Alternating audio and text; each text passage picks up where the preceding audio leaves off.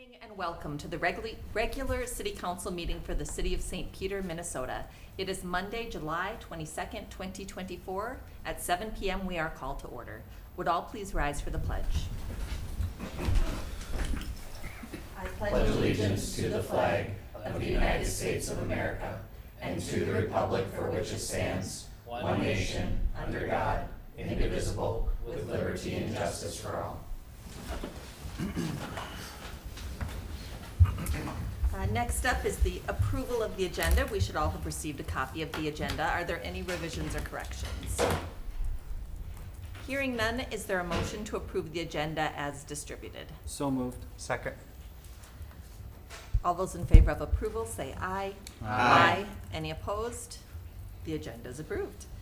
Moving on to approval of the minutes. The minutes appear on pages 4 through 5 of the packet. Are there any revisions or corrections to the minutes?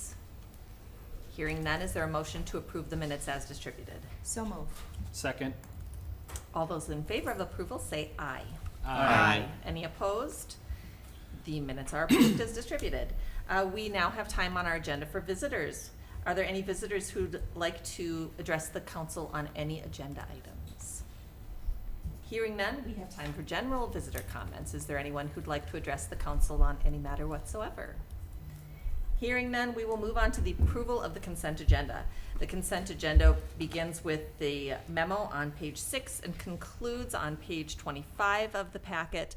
The consent agenda includes the following employee appointments: Joey Roush as accountant at a wage of $33.88, Tegan Watkins as an assistant library supervisor at a wage of $21.51.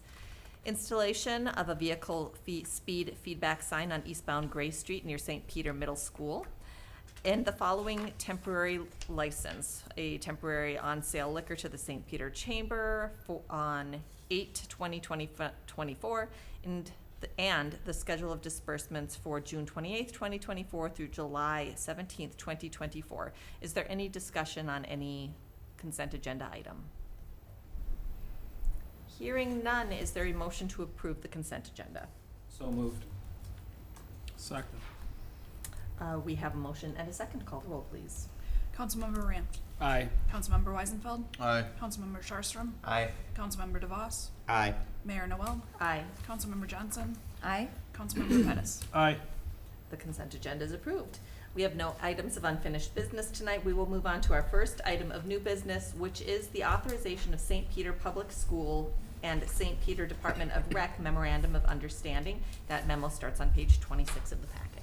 Mayor, member, your Director of Recreational Leisure Services, John Stutzman, is here to provide oral report on this. I will mention before he gets going, this is something that you've had in place for more than a decade, but John can illustrate how it impacts you and provide any additional information, answer questions that you might have. Thanks, John. Thank you very much. As Todd mentioned, this is something that has been occurring for the last several years. From the records I've seen, it goes back until from the beginning of 2004. It's an opportunity for us to collaborate, just kind of outlines the opportunities between us and community and family education, giving us a little bit of guidance in that partnership as we proceed. It also includes some financial considerations for as we work through things. They have looked at some of our programs that fit some of their state funding and allow us to provide the services to the community without exceeding the costs and increasing their revenues. So as such, they send financial considerations to the city for providing these services. With that, the memo of understanding has been agreed to by the community ed director as well as the superintendent. There are minimal changes, which I'd be happy to go through if anybody would like, but I would open it up for any questions that the mayor or council has at this time. Questions or discussion? Dustin? Based on the projected budget situation for the school district, did that have any impact on the financial contributions of the district? Not for the programming, because that is through state funding. So Okay. no, that number has not changed. Okay. Additional questions?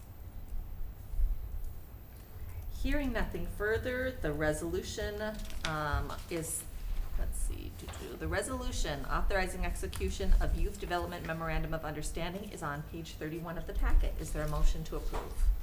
So moved. Second. We have a motion and a second. Call the roll, please. Councilmember Weisenfeld. Aye. Councilmember Sharstrom. Aye. Councilmember DeVos. Aye. Councilmember Noel. Aye. Councilmember Johnson. Aye. Councilmember Pettis. Aye. Councilmember Ramp. Aye. The resolution is approved. Thank you very much. Thank you. Our next item of new business is authorization of Green Valley buyout, and Ben is here to talk to us about that. Thank you, Mayor and members of the council. Just for reference, the Green Valley or North Mobile Home Park is located on North Minnesota Avenue or 169. There's about 27 mobile homes in that park. And many of those homes were built about 50 years ago or more and are considered structurally substandard or deemed unsuitable for rehabilitation. It's also zoned C4, which is a highway service commercial district, and on top of that there's an overlay district which is called the Gateway Overlay District. The goal of that district is to provide high quality development and create memorable and positive first impressions upon those entering the city. Back in the early to mid 2010s, the city did run a buyout program. It was a voluntary program, and they also offered rehabilitation services for some of the homes as well. So it's kind of a two-pronged approach. And that was to improve the housing stock and remove blighted housing to better the community as a whole and that neighborhood as well. So essentially, the city is looking to rerun this program again in 2024, 2025. The goals of the program would be, again, to eliminate unsafe housing and provide various housing options. And again, this is a voluntary buyout program. We're actually looking at having a meeting on this, a community meeting here at the community center on August 21st. It would be in the senior center to give people information about what's going on with this program, and it would be offered in both English and Spanish. If the homeowners did choose to sell their homes, they would be offered a flat rate. They'd also be given the opportunity to work with the Southwest Minnesota Housing Partnership, so Allie from Southwest would be at that meeting as well and available after that meeting to help anybody that was interested. The budget, as shown on the bottom of page 33, we'd be able to buy out potentially 5 to 7 homes depending on what it costs to demo and clean up the homes. The partners we've been working with are Nicollet County Health and Human Services, Nicollet Brown Environmental Health, and then Southwest Minnesota Housing Partnership on this project. There's a timeline shown on page 34 of how this project would roll out. Again, it is important to note that this program is completely voluntary. And if successful, staff would look to seek additional funding and do this in future years. If approved, the city would be committing to $105,000 of its housing funds to go towards providing safer housing. So with that, that would conclude staff's report. I'd be happy to answer any questions. Thanks, Ben. This could be a question for either you or Todd. I think we've talked about this before in previous meetings, but maybe helpful for viewers at home to know where our housing funds come from. So the housing funds that we would plan to use here are made up, the 105 here is made up of a total pot of around $900,000. Those funds came to the city through a couple of different methods, most of which occurred through as you've done other housing projects or received grants from the state of Minnesota for housing projects, and people have repaid a loan or provided revenues back. That's how money was deposited into this account. And so these are dollars that are really federally designated because of their source or state designated to be used for low to moderate income housing opportunities. And they have to meet the 5 federal requirements: elimination of blight, assisting low to moderate income populations, and others. And so a program like this falls directly into that opportunity. As Ben mentioned, you've done a program very, very similar to this in the past that I think the council at that time thought was very successful. And the meeting that he described would be a neighborhood meeting, and that's where we would invite folks to attend from that neighborhood and solicit their input, inform them what we're trying to do, and if there's interest, then there would be a process driven by the program into the future. We could expect utilization of the program maybe this fall, but it could go into the spring or next summer. The timeline for this is slightly over a year, has been articulated, and I think there's opportunity here to remove blighted housing and help improve overall housing stock and the ability of folks to be into higher quality housing. And that's our goal. Brad and Dustin. So I have a question. Your estimates are if we remove 5 to 7 homes, what happens if you get interest from say 12 to 15? You get more. Say you get more interest than you're anticipating. We would come back to the council, let them know, and maybe ask for additional money. We do have additional housing money for future years of this program. Okay, thank you. Yeah, Dustin. Now, you had indicated that it is a voluntary program, Correct. but the other piece is the person has to own and occupy the residency, correct? That's correct. So no one would be forcefully removed from a property. That's correct, yep. Okay. Let's go with Josh and then Carrie. On the flip side to Brad, if there's no interest in this program, is this money going to be available in the future for this program, or will this just be returned into the pot? Yeah, we have like at the workshop from a couple weeks ago, we have that pot of $900,000 to go towards housing. So it would go back in there and it could be used for a different project or continue this in future years. Carrie. Also, to Brad's point, if we have interest in excess of what is budgeted, it sounds like we can continue the program in previous years. I wonder if it would make sense to figure out, in that event at the meeting, we find that there's a lot of interest to find a way to prioritize, either it being first come, first serve, or I guess determining the level of deterioration with the housing. I don't know how likely that is, but it might be something to think about if we have more interested residents than we do a budget to serve all of those homes in this first year. Have you discussed that, Todd? Or what We was- haven't discussed specifically that, but I might suggest that if we do have demand that is higher than the resources, as you may recall, out of that $900,000 over the next 2 or 3 years, we anticipated in excess of $300,000 towards this program. We would have to come back to you. That's why we're setting an authorization level of about 115. So if we have great use or interest, we would come back to you.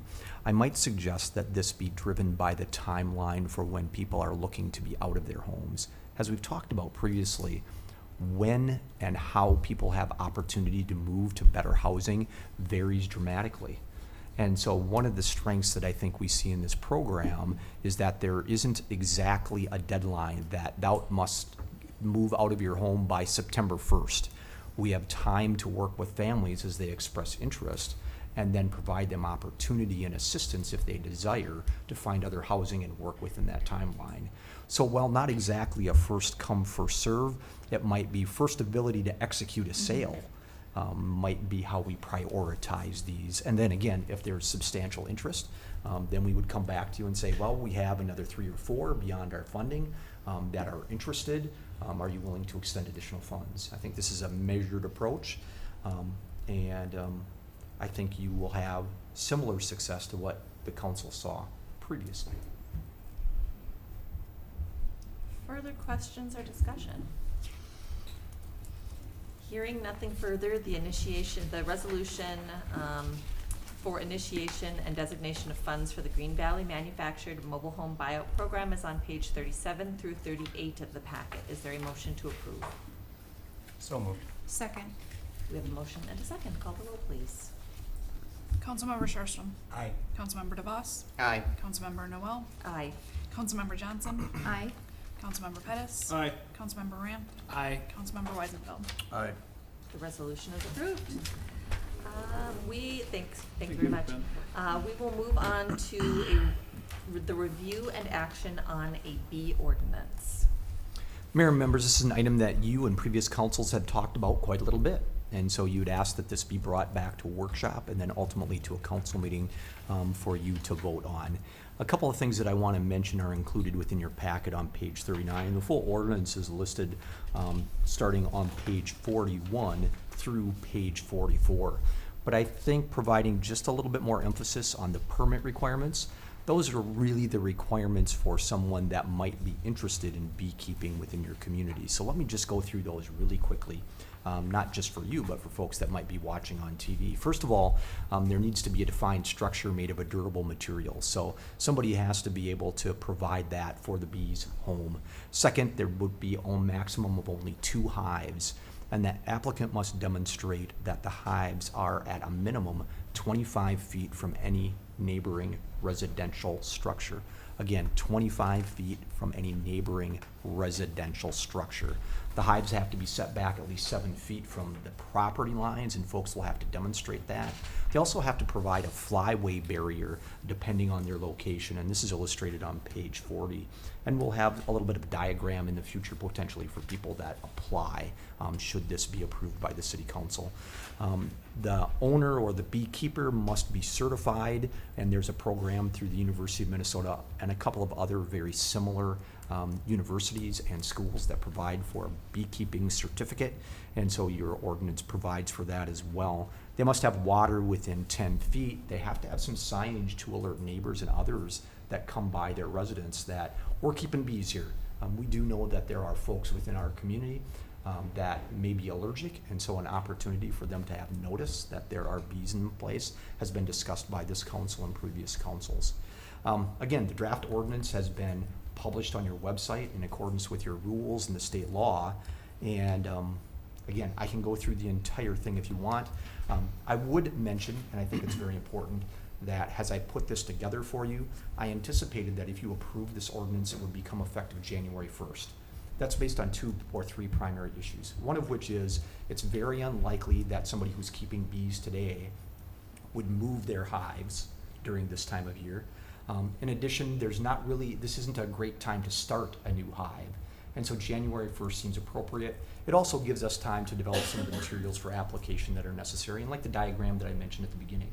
The second kind of part to this is a fee for the permit.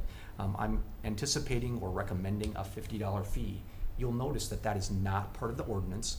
The fee usually comes to city council along with a bunch of other fees that you typically review at the end of the year. October, November is for approval on January 1st. So I would plan, if you do approve this, to provide this within the body of that work, since again, I'm recommending that if you do approve, it's January 1st. That sets the fee available January 1st. And so $50 should cover the work, somebody having to go out and do the quick inspection of the property and a little bit of paperwork that I anticipate that would be necessary. I haven't put together application documents or anything like that, really waiting on your action before we move forward with that. Madam Mayor and members, I'm happy to try and answer questions if I can. Questions for Todd? Ben? Not really a question, more of a statement. Going back and forth on this, kind of on the fence, doing some research, trying to take a look at it, looking at what the impact of a non-native species, such as honeybees. Honeybees are native to Europe, Africa, and Asia, would do to the 400 species of bees and native pollinators in Minnesota. There's a ton of research that says that it could be negative to our native pollinators. Could be. So I don't know if we're gonna have enough people jumping on this, but something for us to think about. I love pollinators. I love having pollinator gardens. I love that we think about that. But if you've got more pollinators and you don't have enough food for the pollinators, then you start to have an issue. We don't have an issue with the pollinators that we have, but a single hive starts off at 10,000 bees. 10,000, that's 10,000 mouths to feed. So that's a lot. If we've got 2 hives in the city, that's 20,000 more mouths to feed. It's just something for us to think about. Other comments, Carrie? Yeah, so one of the things, and because I've discussed this in the past, in my first term, the only thing that I would want us to think about in terms of a potential addendum is the sign. I think past discussions that we've had as a council had been more, rather than the discussion around how does this impact the native pollinators, it was more about safety. We're hearing from residents about safety. We're hearing from other fellow council members at that time about safety. And I think the sign requirements, if you look on page 52 and it's number 8,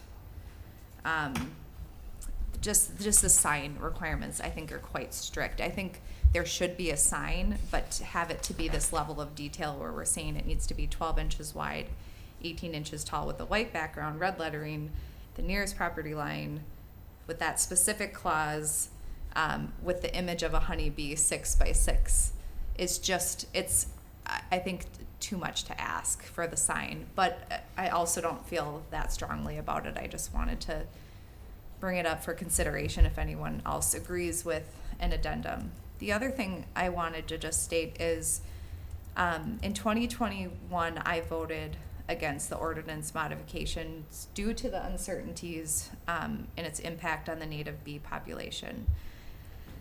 I've given this more consideration. I've thought about it. I've talked to other residents. I've talked to specifically a resident who's really interested in caring for a hive on their property. So I would, I'm willing to support the ordinance modification this time around for 2 main reasons. Number one, I believe that there are going to be very few residents interested in obtaining a permit since beekeeping requires very significant effort. Number two, an increasing number of lawns are being converted into pollinator-friendly yards, which boosts the availability of food for both honeybees and native bees. Therefore, I do plan to support the ordinance modification. However, I think it would be helpful from city staff to share with the council if we were to receive like a huge influx of, and I don't know what that arbitrary number is, but like Ben said, one hive is introducing thousands of bees. If let's say we had 50 applicants in 1 year, that's something that we'd want to think about, that harmonious balance that needs to be kept between the species that live in our community. So I think that would be something we'd want to think about modifying in the future. I'm not saying that we should modify or limit the number of permits right now. Thank you. Brad? So yeah, I supported this. I was one of the people who supported this back in 2021. And the reason why was at the time it was brought up that they could have that honeybees could have an impact, and that really was where it is now, is it could have an impact. What I'm actually reading as when I read through the materials more this time around is it really is a volume issue. Is a lot of cities that have done this had few restrictions, few requirements in place, which led to an overabundance of beehives. I think we've put more requirements in place, even limiting 2 beehives to a yard, but requiring people to pass a course, requiring an inspection. I do agree with Carrie that, if we see, like I don't even think we'll see 10 applicants in the first year, but if we do start seeing in the double digits, it might be something that we would want to look at. Heidi Phillips is one who pushed me on this earlier this year. She wasn't able to attend for health reasons. In the previous discussion, she hadn't reached out back then, but this time around she is. So we do have residents who are interested. I'm comfortable with it. I think I do agree with Carrie that, particularly on the signage as well, that's rather restrictive signage. I mean, I can see height and width and maybe even having beehives present caution on there, but with colors and designating how large the size and the height and width of the honeybee, and what happens if it's not a honeybee on the sign. But I think we could maybe look at providing a little more discretion on the signage. But I'm comfortable that this isn't going to lead to overpopulation. I do think also it was pointed out that we've actually approved with our lawn ordinance last year, adding more pollinators, adding more pollinator native plantings. So we've kind of put the food out there first, and now we're looking at adding honeybees on top of it. So in that way, it's introducing the food source first. So. Dustin? I like Councilmember Ramp was someone who was very much so on the fence, and my concerns were very similar in regards to the impact on native pollinators. I just completed a grant in my own yard that I would encourage anyone to look into through Lawns to Lagoons with the Minnesota Department, with the DNR. I do not think that having a handful of domestic hives is going to have that large of a negative impact. When you look at requiring a certification, the cost alone of setting these up is cost prohibitive for a lot of people. Then when you look at other places and the 200-ish cities in Minnesota that allow bees, the fact that the University of Minnesota has the bee lab in St. Paul. You look at Washington, D.C., the Smithsonian museums have pollinator gardens and they have domesticated bees right on site. Like at our National Mall, they found a way to have this fit in and be part of urban landscapes. If cities like Minneapolis and Madison can manage this, I feel like maybe we put a little too much thought into this and we should just allow residents to do it. Any other comments or discussion? As others have mentioned, we just have discussed this in recent years, and I remain highly concerned about the impact of urban beekeeping on native bee populations. Because not everybody at home might be aware, honeybees are not native to North America, and there is no risk of them going extinct. Beekeeping is not needed to help sustain honeybee populations. In contrast, our native pollinators, I believe, are under a critical threat. According to research conducted by the Minnesota Bee Lab, honeybees are a threat to native pollinator diversity as they compete for shrinking habitat and food resources and may serve as vectors of disease and impact native bees. Given the ecological importance of our native pollinators, I cannot support an ordinance that may further jeopardize their survival, and so I will be voting no on the proposed ordinance change. Is there any other discussion at this time? Brad? Well, not discussion. I would just like to move the ordinance with an amendment to section 8, the signage, to remove the coloring requirements from the signage. Leaving the words beehives, present caution, still in that signage, size and everything, but just removing the coloring requirements. So that's a new motion on the floor that would need a second. I'll second. All right, we're gonna be voting on the amendment to the ordinance. Madam Mayor, if you Yeah. give the city attorney and I just a second, let me read through if I can, just quickly.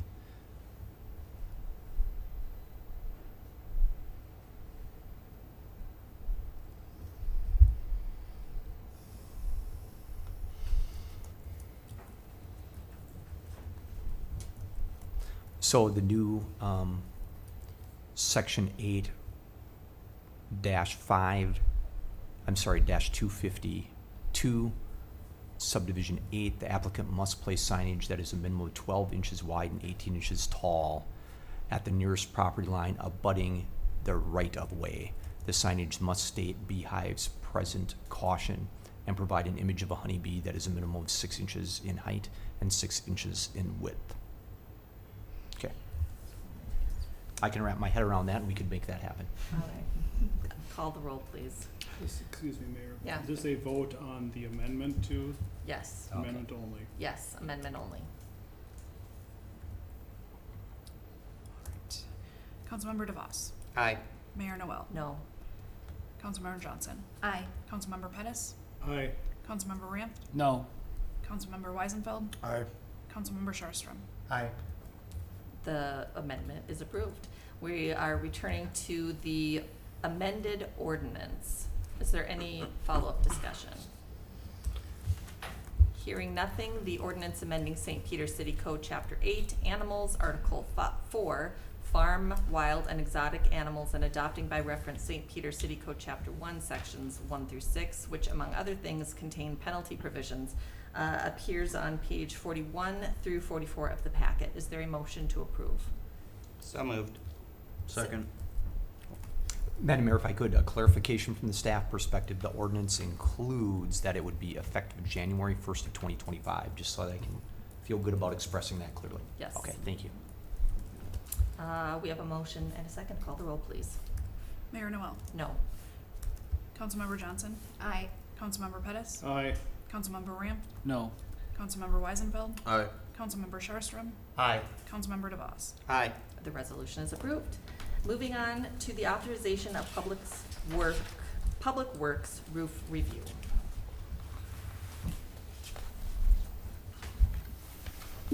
Hi, Pete. Madam Mayor and City Council, before you, you have a report or a contract from Inspect.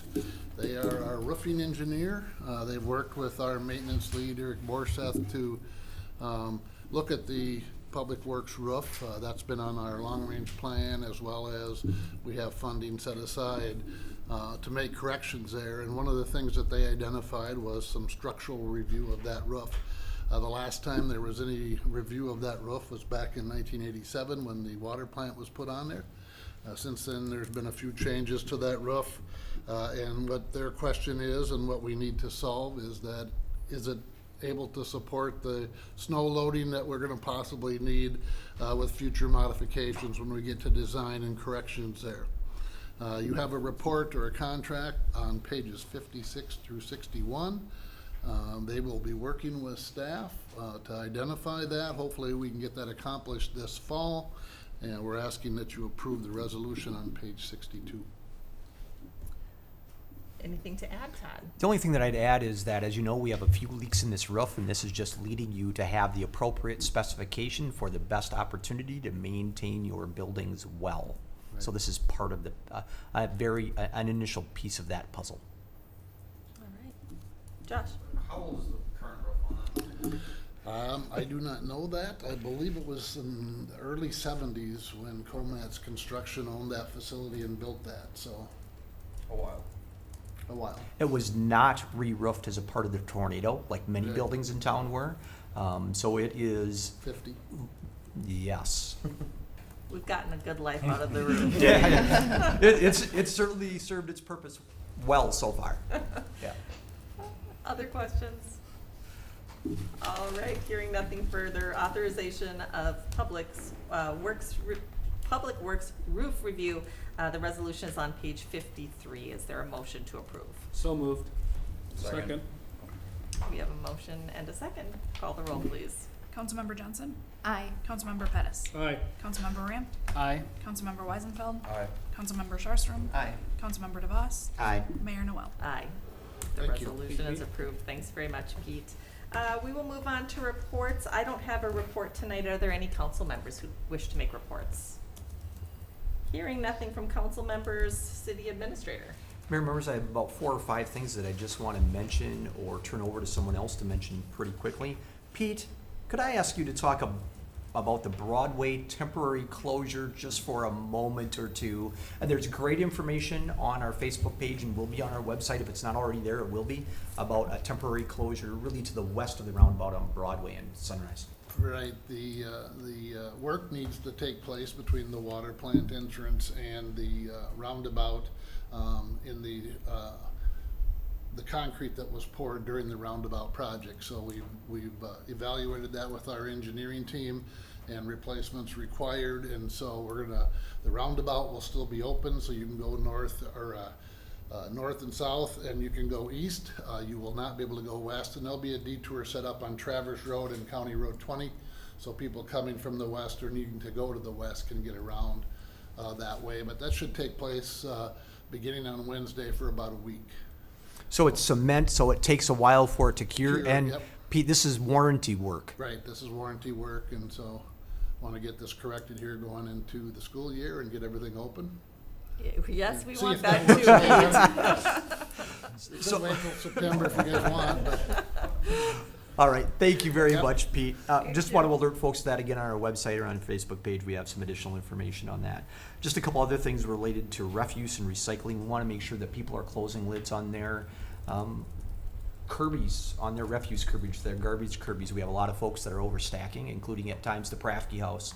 and we have to do a better job of making sure that if they're overstacking, if they have too much and it won't fit in your Kirby, we have great opportunities for you to buy an additional bag, an orange bag down at City Hall. I think at Ace Hardware, they still also sell them. So you can, at Ace Hardware, you gotta buy a pack, 10 at a time, but at City Hall, if you just need one, you can come down, Sally, and buy one orange bag, and you can set it beside to pick it up. So we wanna make sure. Pink, I'm sorry, pink, thank you.